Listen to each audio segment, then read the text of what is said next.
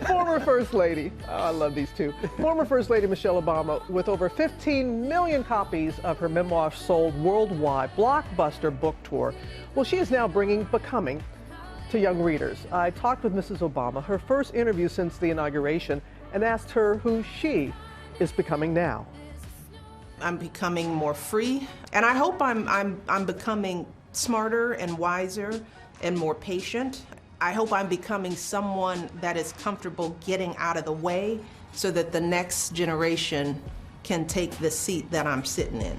Michelle Obama is making room, lifting up the nation's future leaders.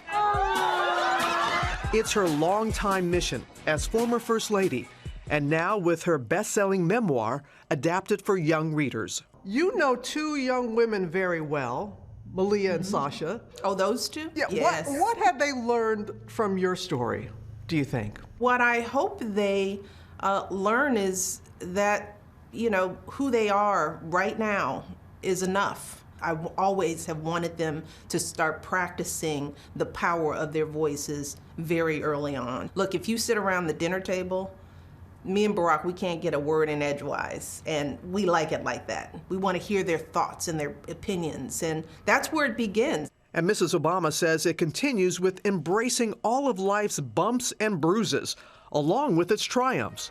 That message resonating as the country enters a new chapter. What was it like for you to be there, to witness this historic swearing in?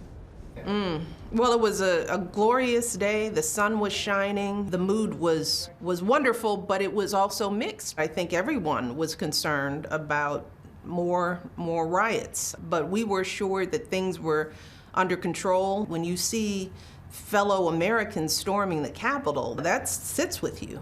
That reality was with us on that stage.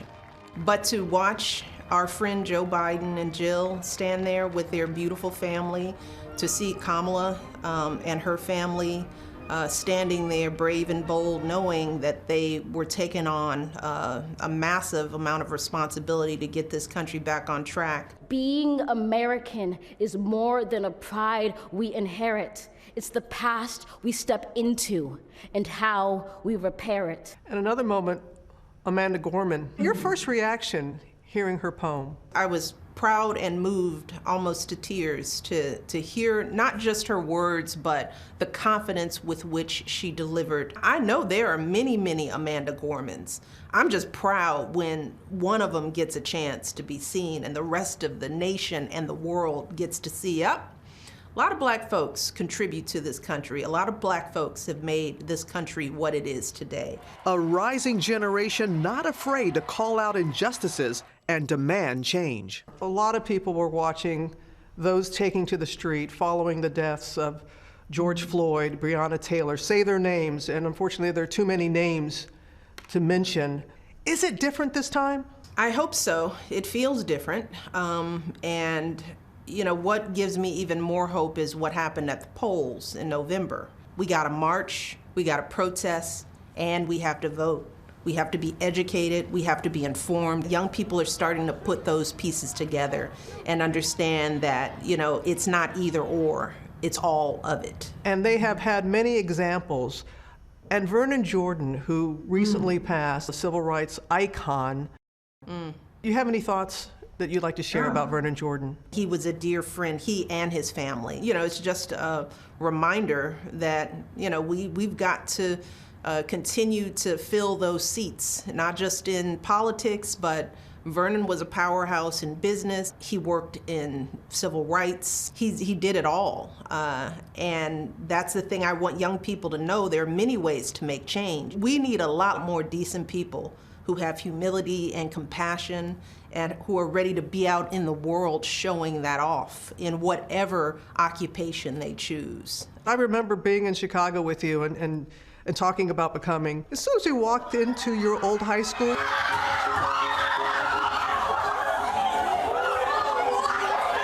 you light up around young people. What is it about them? They are our hope.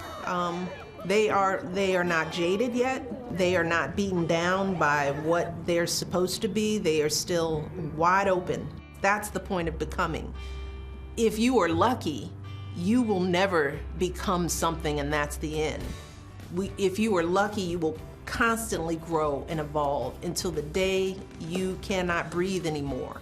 You know, we are all learning and becoming something better and greater.